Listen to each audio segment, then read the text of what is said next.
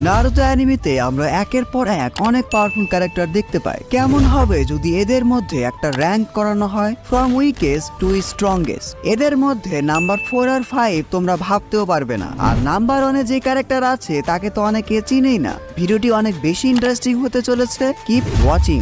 Number 12-এ আছে master জিরায়া, the legendary সানিন। জিরায়া ছিল সবচেয়ে স্ট্রংগেস্ট লেজেন্ডারি সানিন। হ্যাঁ, ওরোচিমারুর থেকেও স্ট্রং। আর সেটা সম্ভব হয়েছিল শিনোবি ওয়ার্ল্ড নিয়ে তার এক্সপেরিয়েন্স, স্কিল আর অসাধারণ চিন্তা ভাবনার জন্য।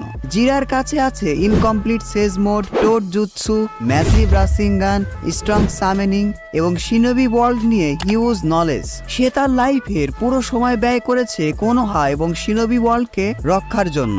আমার কাছে হি ইজ দ্য বেস্ট সেন্সে। সে যাদের যাদের ট্রেনিং দিয়েছে তারা হয় হোকাগে নয়তো একেবারে গড লেভেলে চলে গেছে। মিনাতো, নাগাটো, নারুতো সবাই এর বেস্ট এক্সাম্পল। এছাড়াও জিরার সেজ বোর্ড ইনকমপ্লিট হলেও এটা অনেক পাওয়ারফুল ছিল। পেইন ভার্সেস জিরায়ার ফাইনাল ব্যাটেলে তোমরা সবাই দেখেছো। আর জিরায়া আসলে ঠিক কতটা পাওয়ারফুল সেটা নিয়েও ডিটেলসে ভিডিও আসবে। এই ভিডিওতে 400 লাইক কমপ্লিট হওয়ার পর। So please like this video and share this with your friends.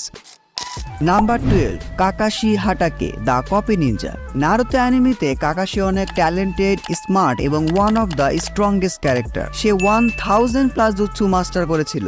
এছাড়াও সে 5 চাকরা নেচারের সবগুলো মাস্টার করে ফেলেছে। ওয়াটার, উইন্ড, ফায়ার, আর্থ এবং লাইটনিং সবকিছু। যারা নারুতো অ্যানিমে খুব ভালো করে দেখেছো তারা জানো এটা কত বড় অ্যাচিভমেন্ট। এছাড়াও কাকাশি একজন নন উচিয়া হয়েও শারিঙ্গান, এমনকি মাঙ্গেকেও শারিঙ্গান অ্যাবিলিটিকেও অনেক উচিহাদের থেকেও ভালোভাবে ইউজ করেছিল। কাকাশির কাছে ছিল চিদরি এবং কামুইর মতো পাওয়ারফুল জুৎসু, যার জন্য সে আমাদের লিস্টে নাম্বার 11-এ আছে। তাহলে একবার ভাবো সামনে ঠিক কতটা পাওয়ারফুল ক্যারেক্টার আসতে চলেছে। নাম্বার 11-এ আছে Itachi Uchiha, the genjutsu master. Naruto অ্যানিমেতে ইতাচির ট্রু পাওয়ার বা পোটেনশিয়াল আমাদেরকে আসলেই দেখানো হয়নি। আর একটু স্ক্রিন টাইম এবং ক্যারেক্টার ডেভেলপমেন্ট পেলে সে হয়তো টপ 5-এ থাকতো। যাই হোক, তারপরে ইতাচি অনেক পাওয়ারফুল এবং স্মার্ট শিনোবি ছিল। সে তার গেনজুৎসু, আমাদেরাসু এবং সুসানে ইউজ করে অনেক পাওয়ারফুল থেকে পাওয়ারফুল ক্যারেক্টারকেও হারাতে পারবে। ইতাচিকে নিয়ে খুব ইন্টারেস্টিং একটা ভিডিও আসতে চলেছে। আশা করি সেটা তোমাদের অনেক ভালো লাগবে।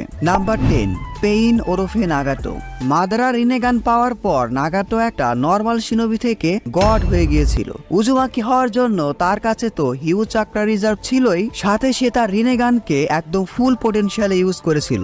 নাগাতোই একমাত্র শিনোবি ছিল যেখানে 6 পাথের পাওয়ারকে সবচেয়ে ভালোভাবে ইউজ করেছিল। Deva path, Asura path, human path, animal path, Preta path এবং সবশেষে নারকা পাথ। সে সবগুলো পাথকে আলাদা আলাদা ভাবে এফেক্টিভ ভাবে ইউজ করেছিল। Number 9, Might Guy, the taijutsu master, যাকে মাদারা পর্যন্ত অ্যাকনলেজ করেছিল। এছাড়াও কিসামে, যাকে কিনা টেইললেস বিস্ট বলা হতো তার হিউজ চাকরার জন্য, সেও মাইট গাইকে হারাতে পারেনি।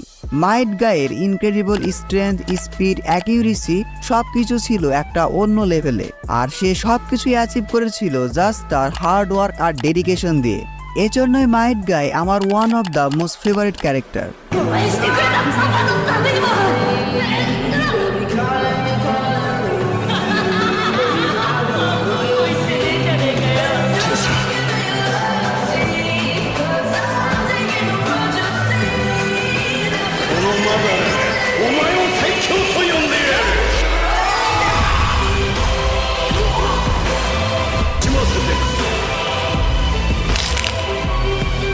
Number 8, Minato নামিকাজে, the yellow flash.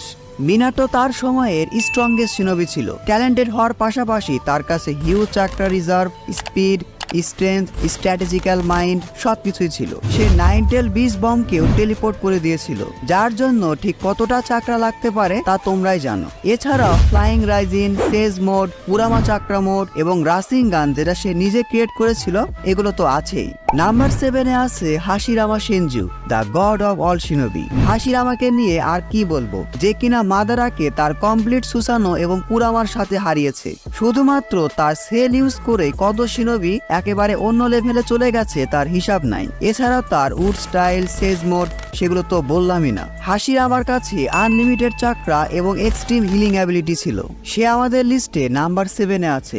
আর হ্যাঁ, এখানে তোমাদের খেয়াল রাখতে হবে, এখানে কিন্তু আমি নারুতো অ্যানিমের স্ট্রংগেস্ট শিনোবি নিয়ে কথা বলছি। বোরুতো অ্যানিমে এখনো ইনক্লুড করা হয়নি, সেটা নিয়ে আলাদা ভিডিও আসবে। নাম্বার 6 এ আছে Sasuke Uchiha, the last Uchiha. 4th grade ninja ওয়ারে সেজ অফ 6 পাথের পাওয়ার পাওয়ার পর সাসকে ঠিক কতটা পাওয়ারফুল হয়ে গিয়েছিল তা তোমরা সবাই জানো। সে কোনো রকমে আই কন্ট্যাক্ট করেই সবগুলো টেইল বিস্টকে কন্ট্রোল করেছিল। আর সাসকের সুসানো হলো পুরো নারুতো অ্যানিমের one of the strongest Indra's Susanoo. সবগুলো সুসানো নিয়ে আমি এই ভিডিওতে অনেক বিস্তারিত আলোচনা করেছি। আগ্রহীদের জন্য ডেসক্রিপশন বক্সে ভিডিও লিংক দেওয়া থাকবে। এছাড়াও সাসকে তার রিনেগানের টেলিপোর্টেশন, মাঙ্গেকিউ শারিঙ্গান অ্যাবিলিটি, চাকরা রিজার্ভ একেবারে গড কিলার ফর্মে। সাসকেকে কেন নাম্বার 6 পজিশনে রেখেছি আশা করি এটা নিয়ে আর তোমাদের বোঝাতে হবে না। নাম্বার 5 এ আছে আমাদের মেইন ক্যারেক্টার নারুতো উজুমাকি। সাসকের মতো নারুতো যখন সেজ অফ 6 পাথের পাওয়ার পেয়েছিল হি বিকাম আনস্টপেবল। একবার ভাবো নারুতোর কাছে আছে unlimited চাকরা, 9 tells a full control অর্থাৎ কেসিএম মোড, আবার সেজ অফ 6 পাথ যেটা হাশিরামার সেজ মোডের থেকেও পাওয়ারফুল। এছাড়াও তার রাসিঙ্গান ভ্যারিয়েশন, মাল্টি শ্যাডো ক্লোন, তাইজুৎসু সবকিছুই তাকে আমাদের এই লিস্টে নাম্বার 4 এ নিয়ে এসেছে। নাম্বার 4 এ আমি রাখবো the ghost of the Uchiha, Madara উচিহাকে। মাদারা তার টেইল জিনচুরিকি ফর্মে সবাইকে সারপাস করে ফেলেছিল। নারুতো, সাসকে এমনকি ওবিটো মিলেও তাকে হারাতে পারছিল না। পুরো শিনোবি অ্যালায়েন্সের কথা তো বাদই দিলাম, মাদারা তাদের জাস্ট তাইজুৎসু ইউজ করে হারিয়েছিল। শেষের দিকে মাদারা এত বেশি পাওয়ারফুল হয়ে গিয়েছিল যে মাদারাকে হারাতে রাইটারকে প্লট টুইস্টের সাহায্য নিতে হয়েছিল। Black Zetsu, the worst plot twist. মাদারার IQ, taijutsu, strength, chakra reserve, Susanoo এর সামনে স্ট্রং থেকে স্ট্রং শিনোবিরাও কিছুই না। টেল জিনচুরিকি মাদারার পাওয়ার তোমরা 4th গ্রেড নিনজা ওয়ারে খুব ভালোভাবে দেখেছো, তাই আমার মনে হয় না এটা নিয়ে আর কথা বলার দরকার আছে। এবার আমাদের ভিডিওর মোস্ট ইন্টারেস্টিং পার্ট অর্থাৎ নাম্বার 1, নাম্বার 2 এবং নাম্বার 3 নিয়ে কথা বলা